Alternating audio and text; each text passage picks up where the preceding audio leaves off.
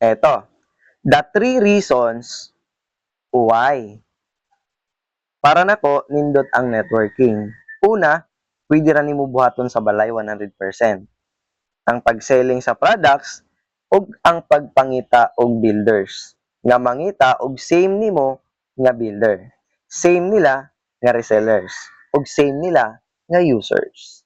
Ikaduha, ang goal ra nimo maka-create og leaders sa imuhang Group A and Group B. Okay? So, unsaon siya? For example, ikaw ni, magbutang ka lang og tao sa Group A o sa Group B. Tagaan ka sa company og month sales bonus nga 1.5. Maximum pwede nimong kitaon per day is 15,000 per day or 450,000 per month.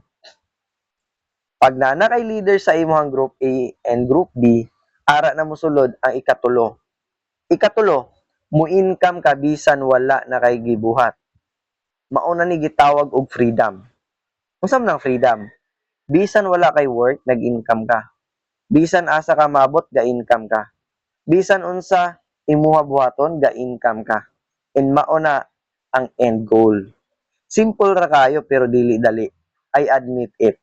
Kay kung dali pa, idi dato na unta tatanan karon.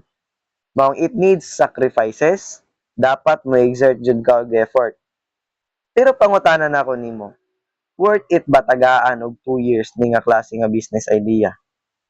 Kung after 2 years, naka-create na ka og leaders sa imong Group A and Group B.